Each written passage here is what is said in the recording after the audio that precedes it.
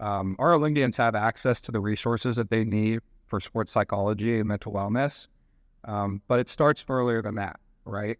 Having awareness of mental health and mental wellness at the grassroots level, educating athletes on concepts within sports psychology at the club level is going to prepare them to be able to take full advantage of those resources when they get to the Olympic level. That was Dr. Zach from the Metro LSC in New York. He was one of a number of people on an esteemed panel.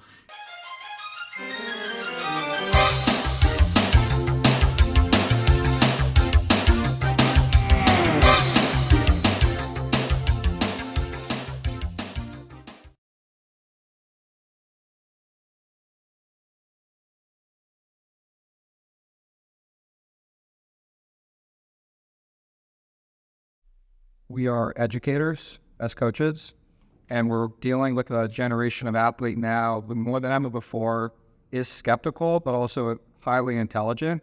And so we have to think more about how we're going to provide information about the why behind our philosophies and the things we're trying to teach. It creates a barrier at first because they're going to ask, like, I don't know, I don't believe you just on face value, because their parents are no longer telling them that the coach knows best in all circumstances.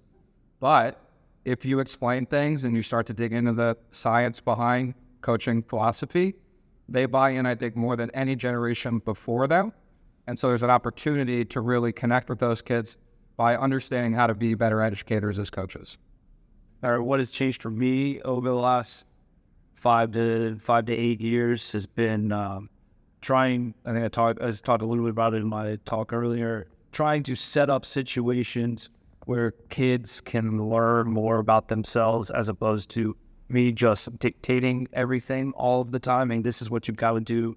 And I have to give reasons why, and I have to show the process and allow them to work the process as opposed to just helping them have them do it. And exactly as I said, I don't know if that makes 100% sense, but trying to create situations where they can learn as opposed to me just doing it for them. I think there's a lot of overcoaching, and I certainly have been guilty of that. Mm-hmm. Warning, my talk probably should have been entitled, Chasing Excellence, Doing the Least Amount of Damage. I think it's not about doing damage, but I do think my job, like Tom's, like everyone's, I think sitting up here is, I think swimming is the vehicle through which they're learning all the tools they need in life. Life isn't getting any easier. So it's like swimming is a vehicle. If I coached a different sport, that would be it. But I think swimming is actually the best one. It's individual, it's team. But I do still feel my role is to help them. I have to put the person for the swimming. Because all the things we're talking about, whether it's high standards or expectations, I've got to teach them how to fail. I got to teach them how, and it's such a I feel like I'm the last safety net before they go out into the world. And I think it's an honor and a privilege, because if I can have them fail and get hurt and crush it and want something so bad they think they're going to die and then not get it, and they learn, oh, wow, and it did kill me in swimming, and they keep moving forward, it's pretty awesome. And that's what helps them get faster.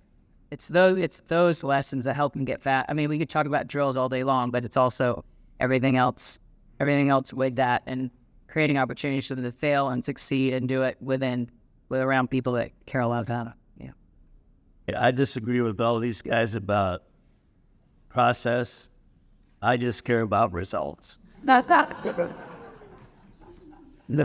I'm kidding. The question was what has changed as far as me is concerned. Mileage less, quality more. I've followed Coach Urbanchek's method of distance on certain days, stroke and IM on certain days, quality. Usually with me, quality days are Wednesday and Saturday with tank suits. So it's not as much mileage in total, although Monday and Thursday we do quite a bit of mileage. But that's a lot different than it used to be 30 or 40 years ago. As a sports scientist, I like to measure everything. And I remember such a, I like to learn. I don't like just what is the different knowledge. I want to quantify it. Okay, what is here, and when we look at the technique, videos, and other stuff, yeah, it's good. It's nice. I remember 20 years ago, worked with Mark swimmers and more than that. Before that, we didn't have technology to measure. Now we can measure swimming technique, and we can exactly tell what's working, what's not working. And that's big improvement. And once you collect the data, again, you don't know how to interpret correctly. You're collecting a lot of data, then you're thinking, analyzing all this stuff, retesting again, and finally figuring out, okay, that's how we can fix some mistakes. That's how we can maintain speed longer during the stall. That's how we can reduce the drops of the speed during the stall. That's how we can improve upkick, which we learned as well, and many other things. Now we have not only technology and understanding what mistakes are, but also how to improve that in most effective ways. That's what, in the last probably 10 years or so, working on biomechanics and a lot of research doing. So testing already 87 Olympic champions and about 17,000 total swimmers from multiple countries.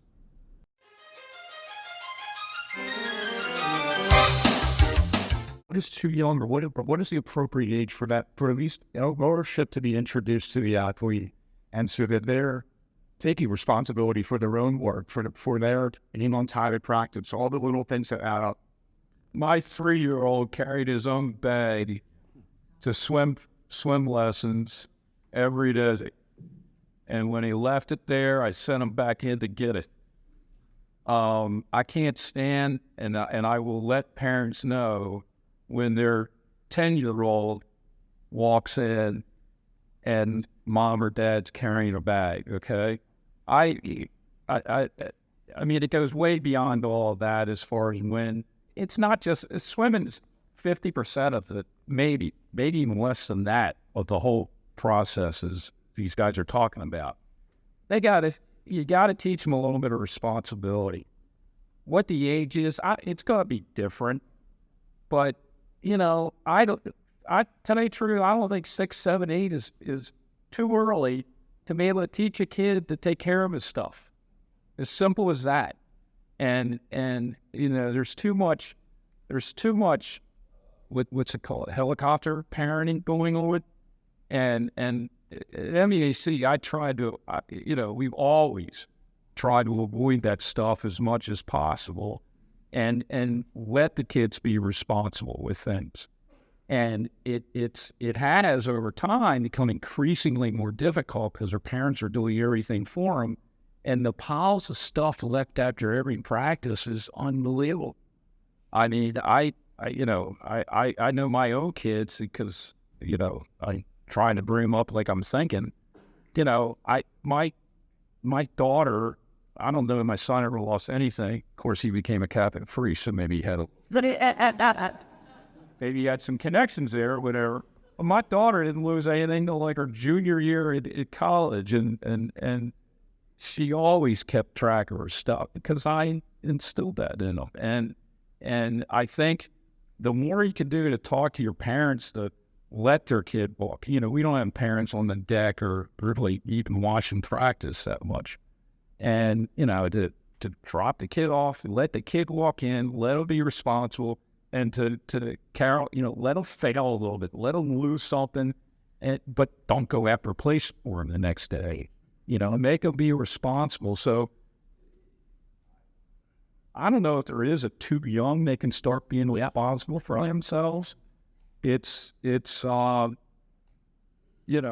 think it's our job, at least does the age group we're on, or even the head coach we're on, to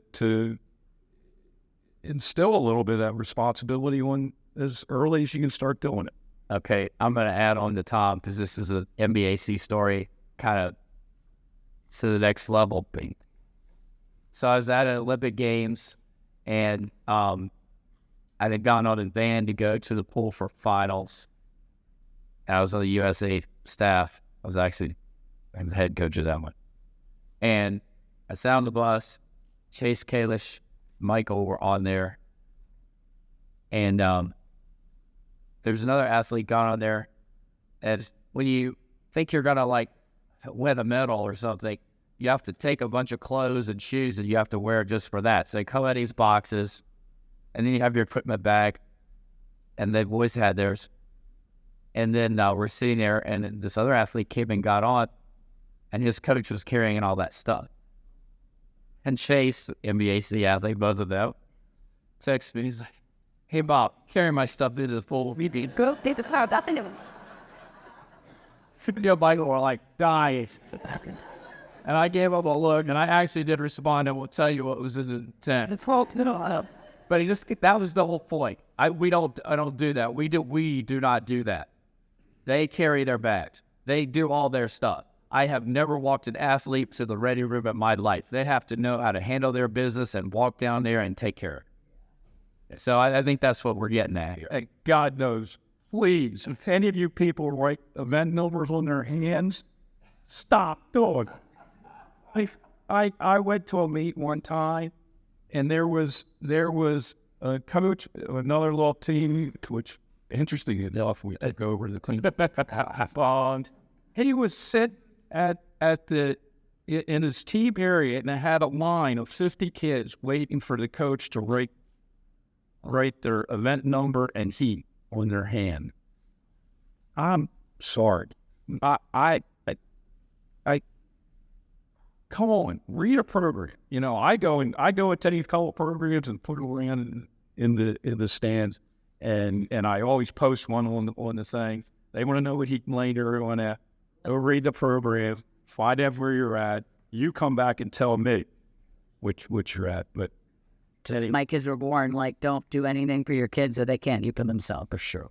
Right? And it's like, I think other moms thought I was kind of the mean mom, because I would make my kids actually, they're like, you're not going to give your kids a bath? I'm like, you know how to wash their hair? And if they were dirty, that's their fault. Like, they learned how to do it. And I've had kids, this is 12 years ago, we were writing thank you notes to, I don't know, people, their parents, something, I believe in thank you notes. And one girl didn't know where to put the return address.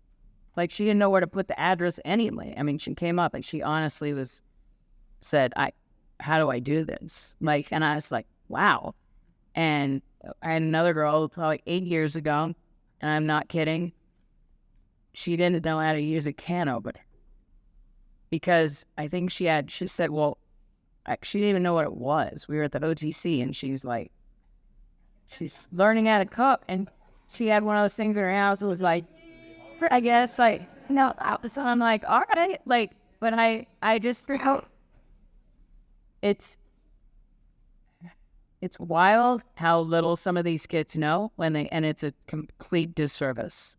Like, and then I get angry. Like, I can't get angry, but you just kind of have to meet them where they're at. But my patience is like this. So even if I see that on the recruiting visit that they can't say please and thank you, and they can't do things by themselves, and we've set them an itinerary and they can't figure it out. It's not the kids, it's the parents. Right. I have a story. Yeah. It's many moons ago, but I was coaching 8-year-olds, and I was at an 8-on-them, and I happened to pick the worst place on the deck to sit was right at the end of the locker room, and this is when parents would walk through the locker room, and I was sitting near the door, and it must have been 15. Do you need to go to the bathroom? Do you need something to eat? Parents were telling their kids, so I can't take this anymore. So I got all the kids up. I circled them all together. These are 8 and under kids. I said, how many of you know how to go to the bathroom by yourself? We get the hand. How many can figure out whether you're hungry or not? They'd raise your hand. I said, good. You're all going to go up to your parents and let them know you know how to go to the bathroom, and if you need something to eat, you will go to them. And they all went, yeah. And they went up, and I never saw another parent again. My pet peeve is being on time. I think with college athletes, you can really hold them accountable. With age group athletes, in most cases, you can't. It's the parent. And I will tell the athlete, you need to tell your mom that you have to be here on time or you won't be able to practice. And I'll give them 3 times, and then I'll send them home. And after I send them home, they're on time. But it's amazing. It's the same ones that are late every time. And it's not the kid. And there's no way you can have the kid, start the car and bring him to practice. It's training the parent. I think the scary thing as a coach about giving your athletes more autonomy is, well, what if they make the wrong choice, right? And I think about when I was doing more club coaching, there were times where I would give the athletes an opportunity during taper, for example, to make decisions, decide what type of pace work they wanted to do, maybe even have some input into whether it was going to be a longer taper or shorter taper. But I think the thing to keep in mind is that, A, you give athletes more autonomy. It's central to motivation. When you own something, it motivates you. It becomes yours. And so you are giving them that power to be more motivated. But secondarily, now they have to take responsibility. So if you give them the chance to have a longer taper and it doesn't work out, now it's not just on you. It's on them too. And you can have a dialogue with your athlete. And again, with this generation of kids, I think that's what they want. And my experience was positive with that. I found that kids, when things didn't go the way that we expected them to, but they were given a voice, then our conversation afterwards was, all right, how can we fix this together instead of casting blame? And that's accountability. And that's what we're looking for more of, I think, with this generation of athletes. Like swimmers also know what they need to work on. Just take the ownership of that. And some swimmers, they don't even know what to work on, what to fix. But once they know the drills, and Lycan coaches delivering these drills to swimmers, okay, you have to work on this to improve or something else. That works much better than just coach knows only. I think in terms of getting our athletes ready to psychologically perform, our Olympians have access to the resources that they need for sports psychology and mental wellness. But it starts earlier than that, right? Having awareness of mental health and mental wellness at the grassroots level, educating athletes on concepts within sports psychology at the club level is going to prepare them to be able to take full advantage of those resources when they get to the Olympic level. I think the fact that, Reagan has talked about, and Michael has talked about, and Missy has talked about having post-Olympic depression is indicative of the fact that even with those resources, they had not been working on it enough to be able to be in a happy headspace coming off of those Olympic Games, regardless of how they perform. And so for me, I'd love to see more kids have access to mental health resources and education at the club level to prepare them, of course, for performance. But also, I really want to see our Olympians in LA come out of LA happy and feeling like their identity is bigger than just as athletes, but they feel good about themselves as people too. This is a great time to take a mini commercial break and make mention of a course, Mental Skills for Young Athletes, by PhD sports psychologist and swim coach from Canada, John Hogue.